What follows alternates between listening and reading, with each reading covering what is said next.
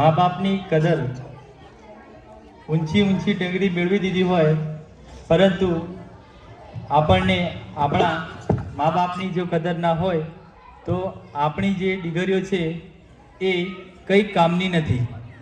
આથી હું બધાને એક રિક્વેસ્ટ કરું છું કે દરેક પોતપોતાના વાલિદેનની કદર કરે અને તેમની દુઆઓ લઈ દુનિયા અને આખિરત બંને સફળ થઈ જાય એવા કાર્યો કરે. હવે નેક્સ્ટ પ્રોગ્રામ માટે આપણે આગળ વધીશું. તો હવે નેક્સ્ટ પ્રોગ્રામ માટે ધોરણ 6ની વિદ્યાર્થી સ્ટેજ પર આવીને આજના દિવસ માટે આપણે અહીંયા જે ઉપસ્થિત થયા છો તે દિન વિશેની માહિતી આપશે. તો ધોરણ 6ની વિદ્યાર્થીનીને હું રિક્વેસ્ટ કરું છું તે સ્ટેજ પર આવીને પ્રજાસત્તાક દિન વિશેની માહિતી આપશે.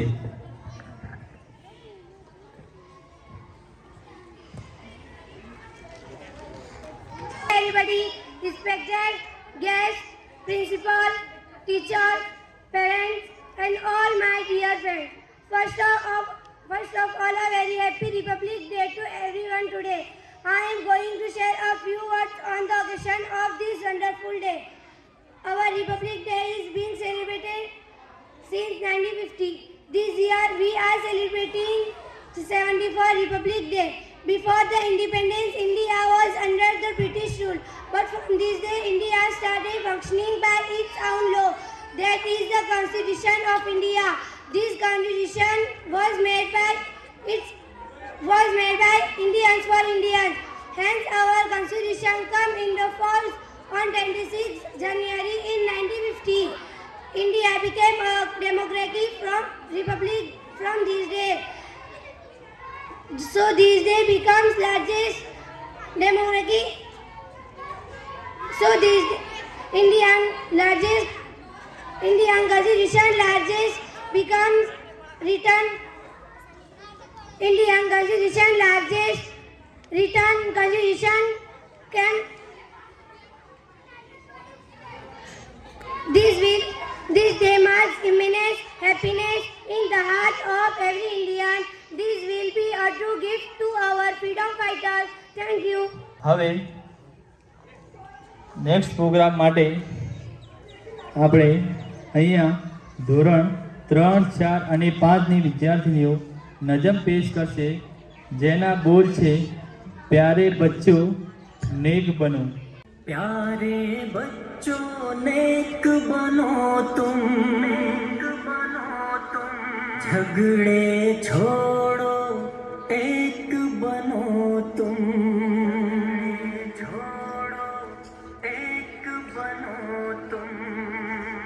प्यारे प्यारे बच्चों, प्यारे प्यारे बच्चों, प्यारे प्यारे बच्चों, प्यारे प्यारे बच्चों, प्यारे बच्चों नेक बनो तुम, झगड़े छोड़ो एक बनो तुम, प्यारे बच्चों नेक बनो तुम, झगड़े छोड़ो एक बनो तुम, अच्छी अच्छी बातें सीखो, गाने छोड़ो नाते सीखो, अच्छी अच्छी बातें सीखो, गाने छोड़ो नाते सीखो, इल्म अमल की दौलत ले लो, नेकी करके जन्नत ले लो, इल्म अमल की दौलत ले लो, नेकी करके जन्नत ले लो, प्यारे बच्चों नेक बनो तुम, झगड़े छोड़ो एक बनो तुम, प्यारे बच्चों नेक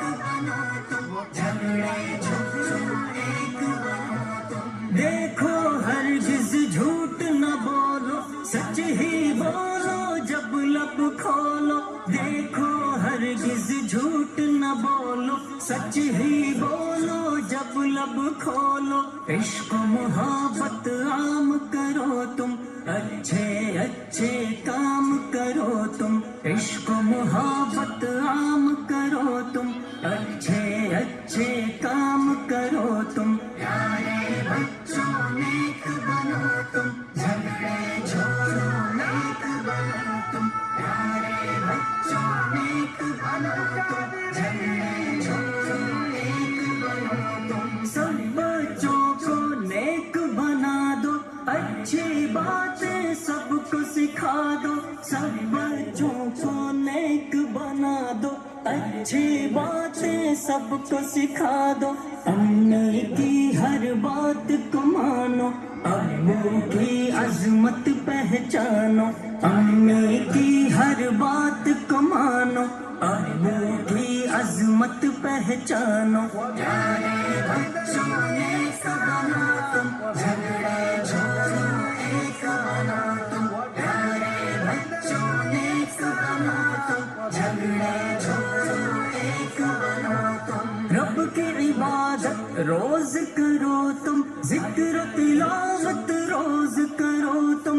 रब की इबादत रोज करो तुम, जिक्र तिलावत रोज करो तुम। इश्क मोहम्मद पाते जाओ, हर सुन्नत अपनाते जाओ। इश्क मोहम्मद पाते जाओ, हर सुन्नत अपनाते जाओ। प्यारे बच्चों नेक बनो तुम, झगड़े छोड़ो एक बनो तुम। अच्छे बच्चों अच्छे बनाएंगे, अच्छे बच्चों अच्छे बनाएंगे। एक बनेंगे, एक बनेंगे, एक बनेंगे, एक बनेंगे।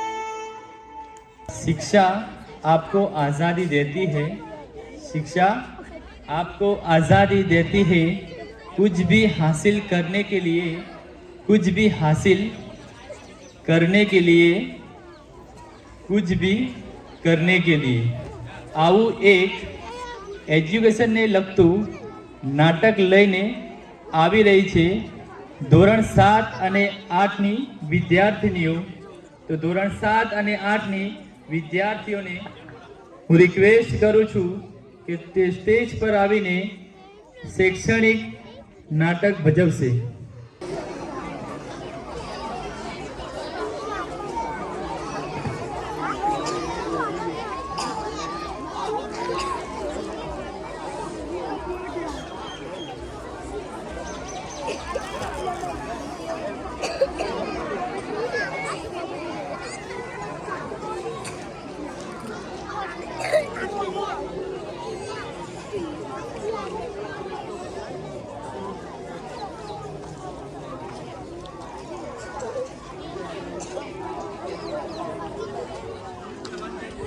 મમ્મી મમ્મી મારી લેસન ડાયરી ચેક કરો ને। મમ્મી મમ્મી મારી લેસન ડાયરી ચેક કરો ને પ્લીઝ। આવી ગયો ગણેશજી, મારા પાસે ક્યાં ટાઈમ છે? મારી ફ્રેન્ડોથી વાતો કરવી છે, મારે બજારમાં જવું છે। જા તારા પપ્પા પાસે જા। પપ્પા પપ્પા મારું હોમવર્ક ચેક કરો ને। પપ્પા પપ્પા મારું હોમવર્ક ચેક કરો ને। અલા જાને ડોબા, આજે મારે ઓફિસનું બહુ જ કામ છે, તું જાતે ચેક કરી લે, તારા સાહેબને કઈ ટપ્પોય પડવાનો નથી। એ સુજન, જોજો પેલો ચિંતન પણ અહીંયા આવી રહ્યો છે। અરે હા જો તો ખરું, તેનું મોઢું દિવેલ પીધેલ હોય તેવું લાગે છે। હા મને પણ લાગે છે, એના ઘરમાં ઝઘડો થયો લાગે છે। ચાલ ચાલ આપણે તે પૂછીએ। હા એ ચિંતન ક્યાં જાય છે? અહીંયા આવ, અહીંયા। શું કામ છે યાર? તું પણ અમારી જેમ રિસાઈને આવ્યો છે ને ઘરેથી? હા કેમ, તને વળી શું થયું? બીજું શું થાય? કે મારે હું ગમતું જ નથી ને જ્યારે હોય ત્યારે પપ્પા વાત હાથમાં ઉતારી જ પાડે છે। અને મમ્મી મમ્મી તો આખો દિવસ એમ જ કહીયા કરે છે કે ગરમ ચીપિયો ચંપાવી દઈશ, ગરમ ચીપિયો ચંપાવી દઈશ, એક વેલા પડી જશે એવી ધમકી આપ્યા કરે છે। જોઈ સુજન જોઈ લે, હું નતો કહેતો બધાના મમ્મી પપ્પા ભગવાનને આવાજ બનાવે છે। અરે બા ચિંતન, તારી જે મા પપ્પા પણ બહુ જ ગરમ મગજના છે। આપણે મહેનત કરીને મળી જઈએ અને નિશાળમાં પરીક્ષા રહી અને રિઝલ્ટ આવે ત્યારે ખુશીના મારે પપ્પાને બતાવજે। પપ્પા પપ્પા મારે ત્રીજો નંબર આવ્યો છે। પપ્પા કે ડોબા પહેલો નંબર કેમ ના આવ્યો? ગાય ભેંસની જેમ ઘાસ ખાય છે ને, ભણતો કેમ નથી બરાબર? શું કહું, મને તો પપ્પા સાથે વાત કરવાનું જ ગમતું નથી, જ્યારે હોય ત્યારે લડતા જ હોય છે। અરે પણ તારે તો પપ્પા આવ્યા છે, પણ મારે તો મમ્મી પણ એવી છે. આખો દિવસ કામમાં અને કામમાં, અને નવરી પડશે એટલે બહેનપણીઓને ફોન કરશે અને શોપિંગ કરવા જશે. અને હું કહું, મમ્મી મારે નકશા પોતી લાવી છે, મને એમાં સમજ જ નથી પડતી, મારી સાથે ચાલો ને. તું કહેશે, ભણવા શા માટે જાઓ છો? ભણવાનું તારે છે કે મારે? ડોબા, હું નથી આવતી તારી સાથે. લે આ 10 રૂપિયા લઈ આવ, અને આપનાથી લાવવામાં કઈ ભૂલ થઈ જાય અને ટીચરની ફરિયાદ આવે તો પાપા સામે ધરી દેશે કે લો તમારો હીરો સ્કૂલમાં લોચા મારીને આવ્યો છે.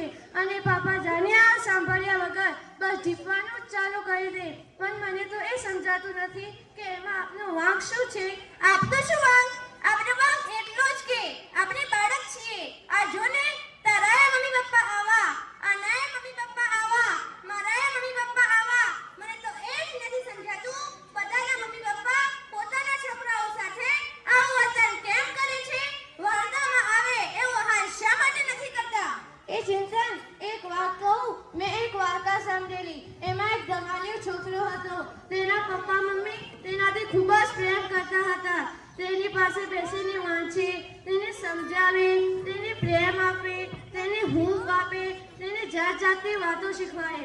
અને પરિણામે ધીરે ધીરે તે બાળક આગળ વધવા લાગ્યું અને તે બહુ મોટો માણસ બની ગયો. પણ મને તો એમ થાય છે કે આપના નસીબમાં આવા મમ્મી પપ્પા કેમ નથી? શું આપણને આવો પ્રેમ ક્યારે નહીં મળે? મળશે, જરૂર મળશે, પણ આપણને નહીં, પેલા પાલતુ કૂતરાને. ડોગી, મારો પ્યારો પ્યારો ટોમી આવી ગયો. કેટલો ક્યુટ લાગે છે મારો ટોમી. મને જોઈને પૂંછડી પટપટાવ્યા કરે છે. Very good, very good. અરે યાર, ભૂલી જ ગયો, તને બ્રેકફાસ્ટ આપવાનું તો ભૂલી જ ગયો. લે આ બિસ્કિટ ખા. કેવા પ્રેમથી બિસ્કિટ ખાય છે. કેવા મસ્તીથી પૂંછડી પટપટાવ્યા કરે છે. અને મને એમ લાગે છે કે હું પણ પટપટાવું છું. એટલે મારી ક્યાં પૂંછડી છે? મારો ડોગી, મારો સ્વીટુ. બહુ સાચું કીધું હો તે. આ જો ને, પેલા કૂતરાને રમાડે, જમાડે, નવરાવે, ફરવા લઈ જાય, પણ દીકરાને મારે ધમકાવે. અલા છોકરાઓ, શું કરો છો? આટા ફેરાને આશીર્વાદ, બરાબર ને?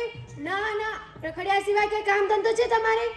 પપ્પા, તમને આ કૂતાઓ બહુ ગમે છે ને? હા, તે ગમે છે ને. વળી તને શું થાય છે એમાં? મને તો એમ થાય છે કે કૂતાઓને કઢીથી જ દવાઈ દઉં. કેમ?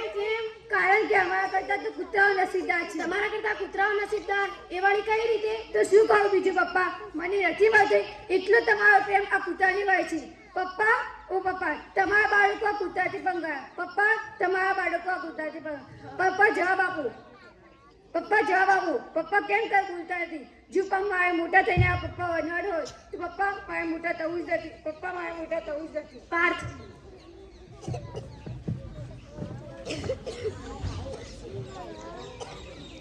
કેમ સનતભાઈ, હૈયામાં વાવાઝોડું કેમ ફૂંકાવા લાગ્યું? આ તમે કોણ? હું છું તમારી આજ ને આવતીકાલ સાથે જોડતો સેતુ. મને જવાબ આપો સનતભાઈ, તમારું બાળક રખડપટ્ટીને રવાડે કેમ ચડી ગયું છે? અને તમારા જ ઘરમાં રહેતા અબોલ પશુ પર ગુસ્સો કેમ ચડે છે? મને તો કાંઈ સમજાતું નથી.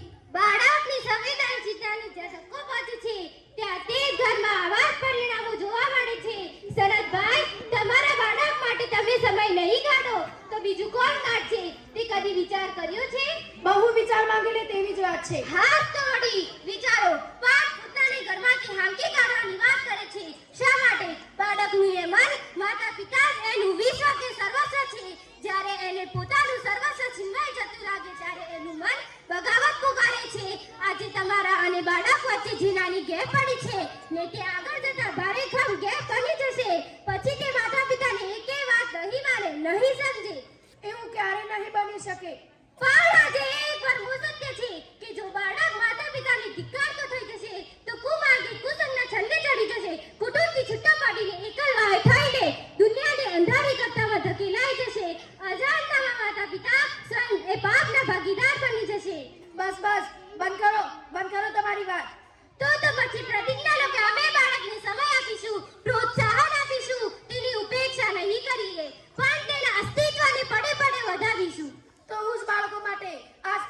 પ્રતિજ્ઞાબદ્ધ થાઉં છું. તો તમારું જીવન ઉજ્જવળ જ બનશે, કારણ કે તમારી આંખ સુધાર